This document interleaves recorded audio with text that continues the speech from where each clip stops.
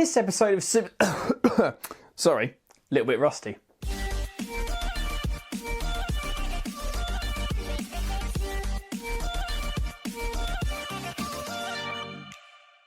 Hello you lot, Miller Corner here, welcome back to Super Seicento.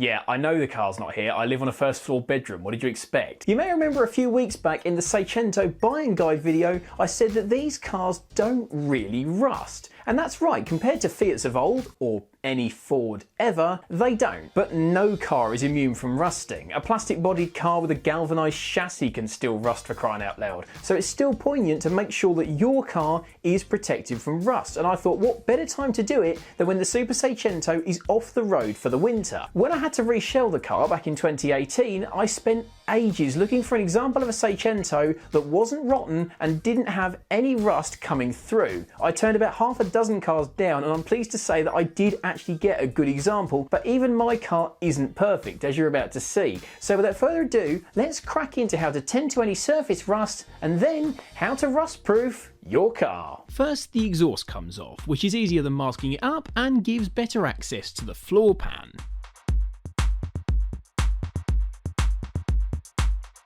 I'll be replacing my rusty fuel tank, and given the bolts are permanently exposed to the weather, I'm squirting them with penetrant long before they're getting removed. The rear bumper's also coming off, so those lower bolts get soaked too. You're going to get showered in dirt and rust flakes, so eye protection is a must, even if you're out of focus.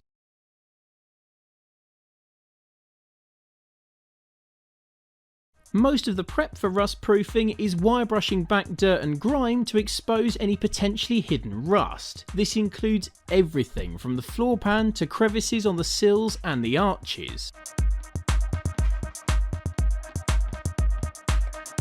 Clean back enough, and on most cars you'll probably find areas where the factory underseal has chipped or flaked away and allowed small spots of corrosion to start. This isn't a worry provided the metal is still solid. Peel and brush back the flaking underseal as much as possible and then coat the affected area in a rust converter. This Loctite one neutralises rust to prevent it getting worse and then forms a protective layer that can be covered with paint or, in this case, brand new underseal. The Super Seicento is peppered with small scabs where factory underseal has failed, but thankfully it is only surface corrosion that's easily saved with rust converter.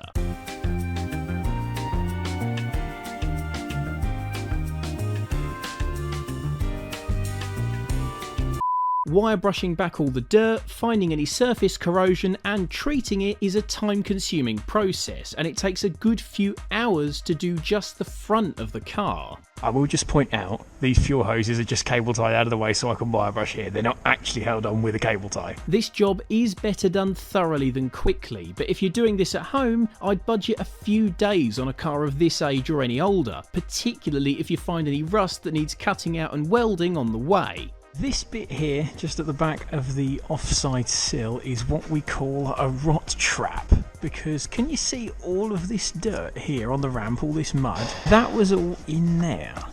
And I've just managed to screwdriver most of it out, but yeah, that would not be fun if it rotted your sill and your inner arch out, would it?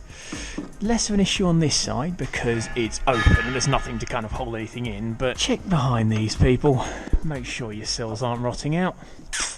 Cheers for that, Fiat.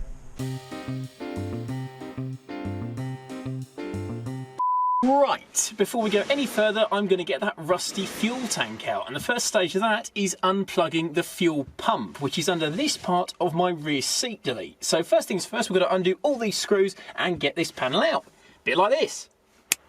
And underneath that, we've got this panel, which is actually covering the whole fuel pump assembly. And as when I did the sound deadening, I remembered to cut around it. It is just these 4 Phillips head screws holding it in, and then hopefully it should just come out. So you're going to come along with me on this one.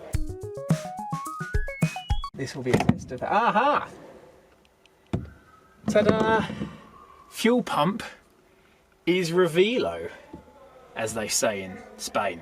And there, ladies and gentlemen, is our fuel pump assembly with just a couple of little cables running to it, which I gather we just undo like this, but That clip pulls out of there like that. I'm not going to be able to do this one-handed, so take my word for the fact I'm going to undo all these cables, and I'll join you back underneath when hopefully we're going to get the tank undone. With the pump wiring and fuel lines disconnected and one last spray of penetrant, it's time to remove the tank. Thankfully, all that penetrating fluid seems to have worked, as all 3 bolts undo easily.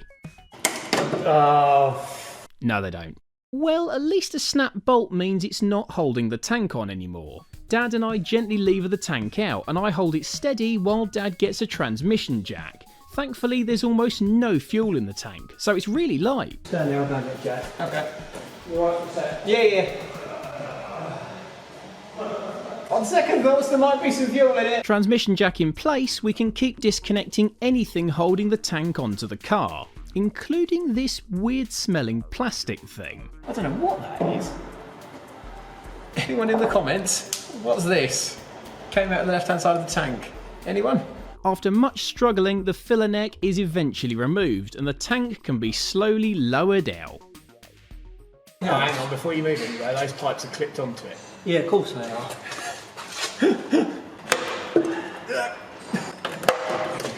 Oh, let's go. No, you're in there. Straight now. Oh, there is actually a hole in this end. This way. There we go.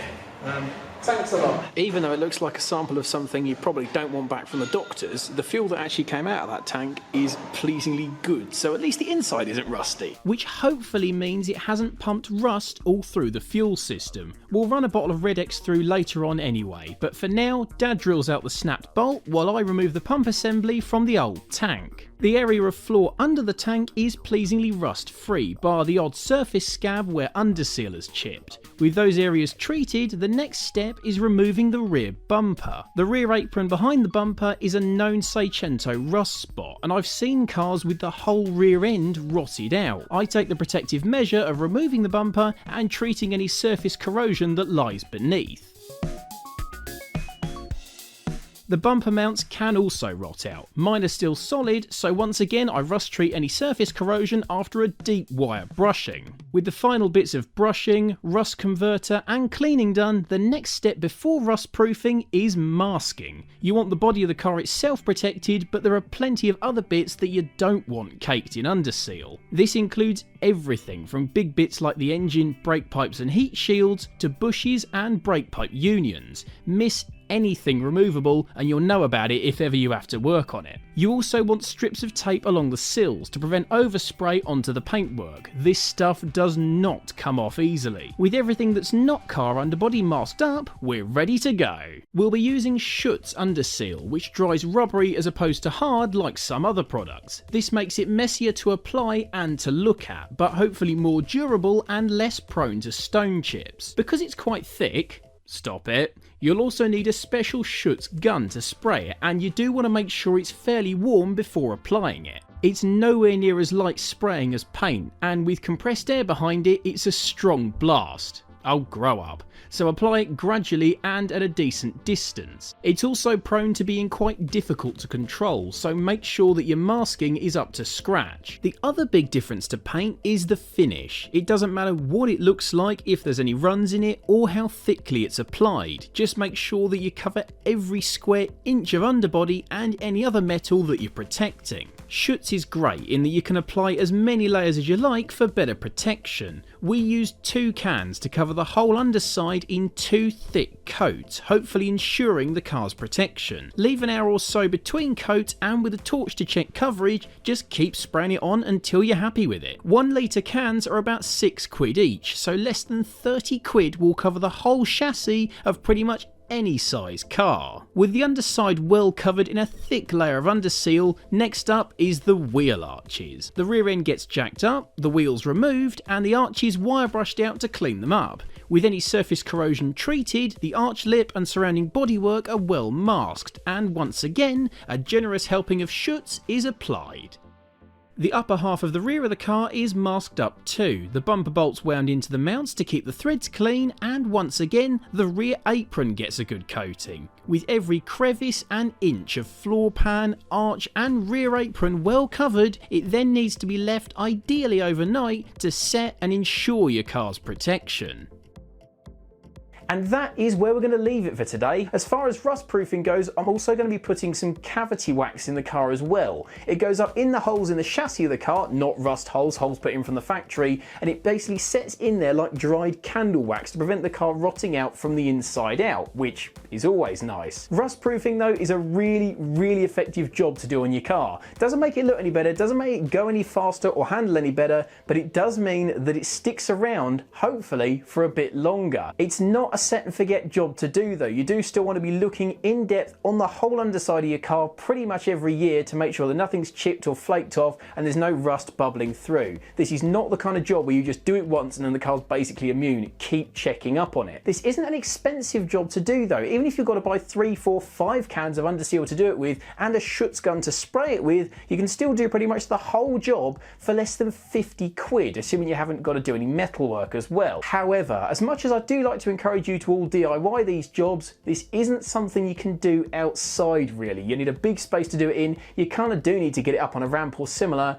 and if you have to spray the Schutz outside, one gust of wind is going to ruin your day and possibly a lot of other people's as well. So I wouldn't recommend you attempt this unless you can get your car inside to do it. If you can though, this is a 2 or 3 day job to do it properly, as I've said, but if you do, your car should last long into the future. There are obviously still a few jobs to do on the Super Seicento, including fitting the new fuel tank, which isn't here yet, but I am assured it is on the way, just delayed a little bit by various things going on in the world at the moment. The rear braided lines need to go on, we've got to bleed the brakes and then get the rear bumper and the rear lights back on. For now though, thanks very much for watching everybody, and have a brilliant rest of your day. Catch you soon, and have a good one.